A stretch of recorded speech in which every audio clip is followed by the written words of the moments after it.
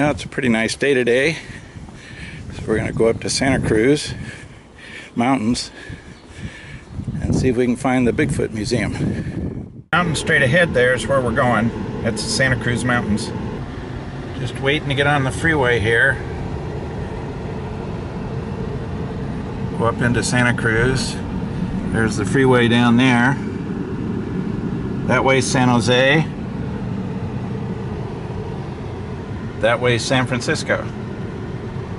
We're going towards the Pacific Ocean, Santa Cruz Mountains.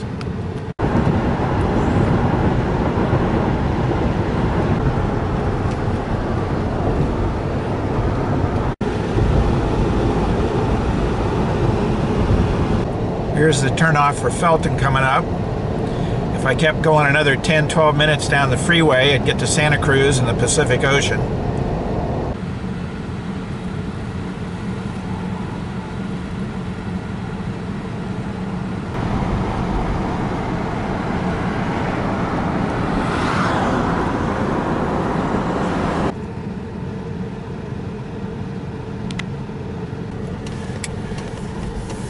Here we are at Felton.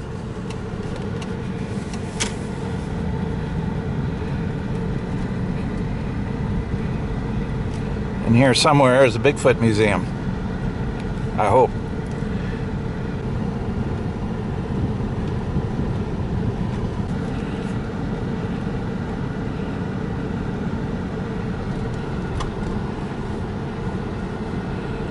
Henrico State Park.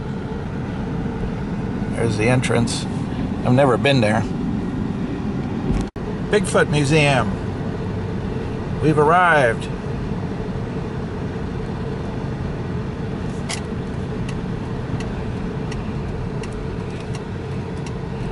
And they're open.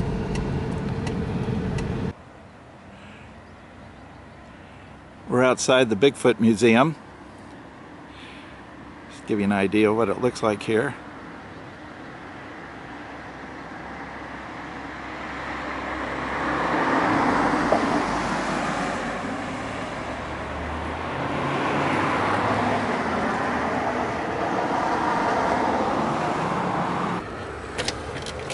Uh-oh, locked. Press button. Okay, we rang the doorbell. And we get to come in.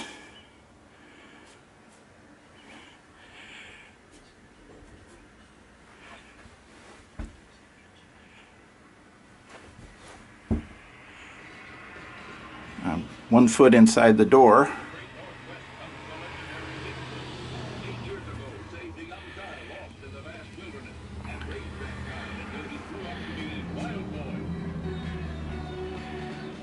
And we're welcome.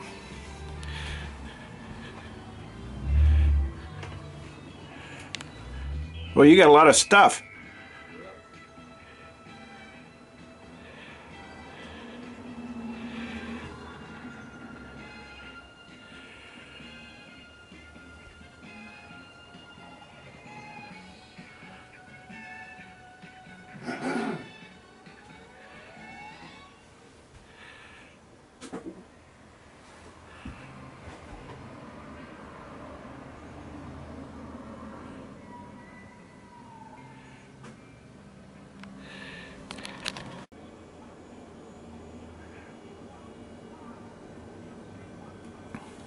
This is supposed to be 720 HD. We'll see how that works. This is the first time I've used this camera. It's a tiny little camera. Well, it's a Sony HX9. It's last year's model, but it had better reviews than this year's model.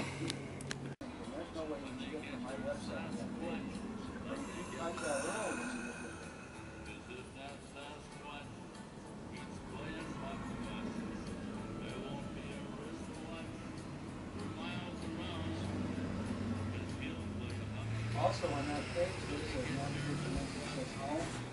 And when we look at it, so I told the woman on the phone.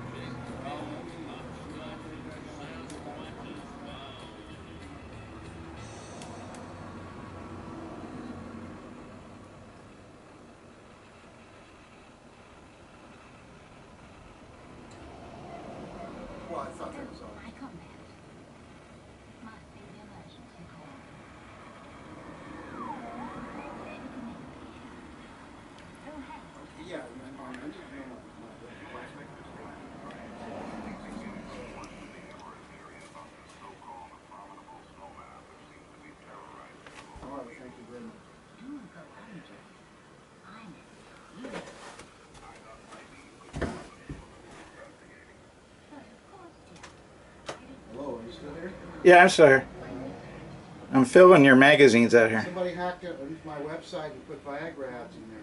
Really? I didn't see it this morning. No, you can't get to it from there. You can't go on my website and go to these Viagra ads. But if you type in the right URL, it'll take you to my website and pull up these web pages. Huh. Somebody has hacked in and put them into my website. They're buried in there, and I didn't, of course, know this happened. It's a racket. It's a scam. So somebody has, they're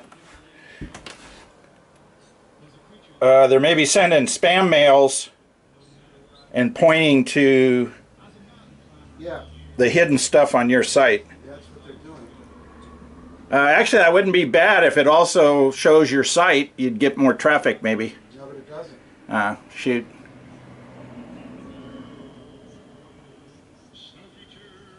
So when you get to this page, there's nothing on it that links you back to my page. Huh. You have to type the exact proper URL to get there. Yeah, so they're just using your space.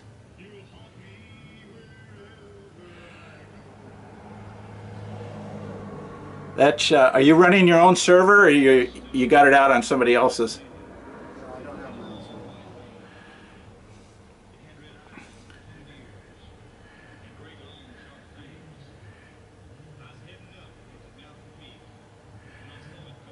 I have my stuff on GoDaddy.com. They're sometimes aggravating, but seems to work. Well, mine's on Sasquatch Computer. kind of stuck with it because of the name. Uh-huh.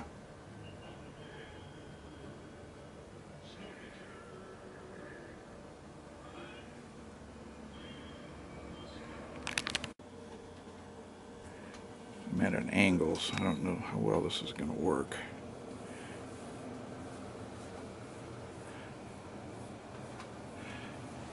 The big pins are sightings, and the little pins Are primarily vocalization, primarily. There's also pins there that we consider Type C sightings. That means that it's a second-hand sighting. Uh-huh. Type C's are second-hand sightings. The Type A is a sighting of the creature. Right. The B is a circumstantial footprint or a scream or hair or something like that. The Type C, for our purposes, is a second-hand story. You didn't hear it directly from the person who experienced it. Or there's something about the story that doesn't ring true. So it gets flagged.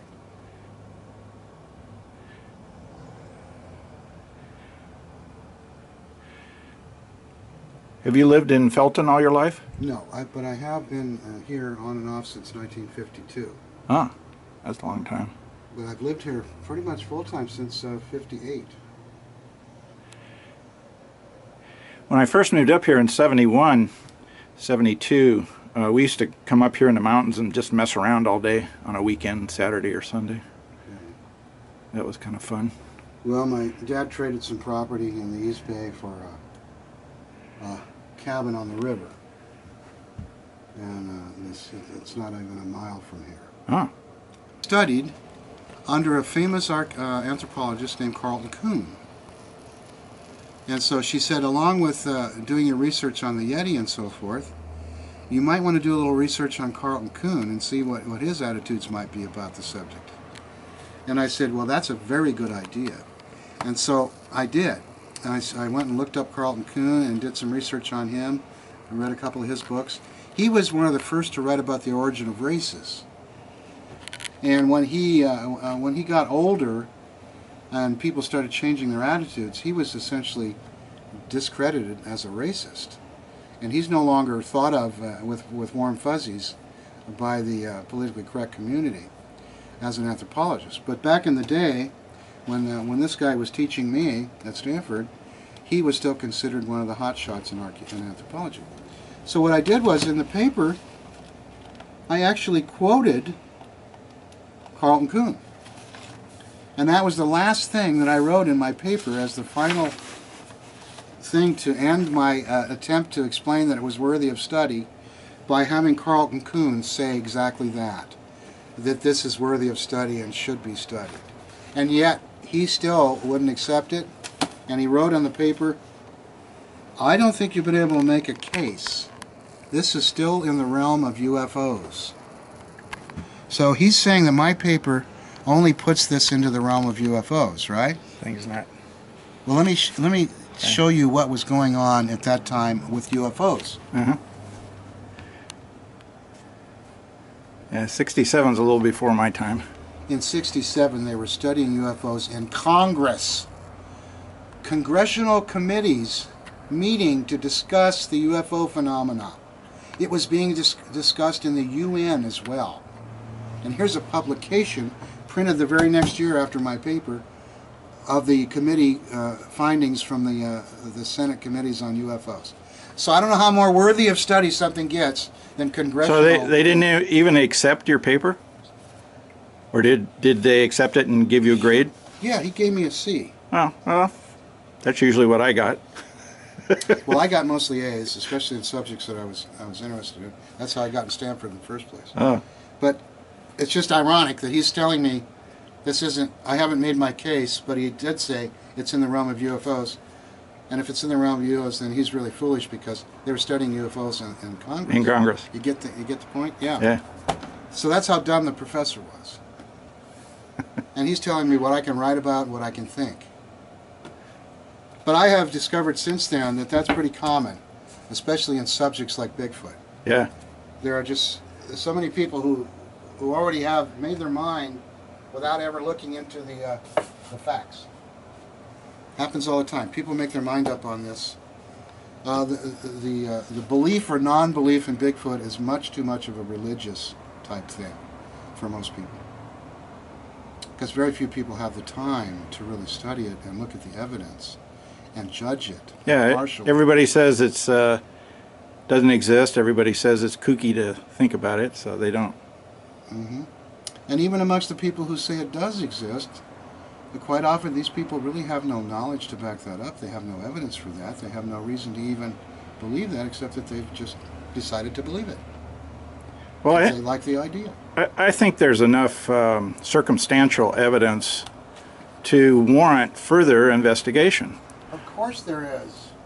And there was back in 67 too. Mm-hmm. Oh, by the way, that paper was written in March of 67. And in the back of the paper there's a map where I marked out where I planned to spend the summer on a Bigfoot hunt. Well, guess where Patterson shot his film 6 months later. Patterson film was shot in the same year at the exact location. Well, there had been, the reason Patterson went there is there was earlier reports from that area, wasn't it? Yes, big time. Yeah. As a matter of fact, in the middle 60s, about the time that I was leaving high school and entering college, the San Francisco Chronicle ran a whole series of articles about the man-animal.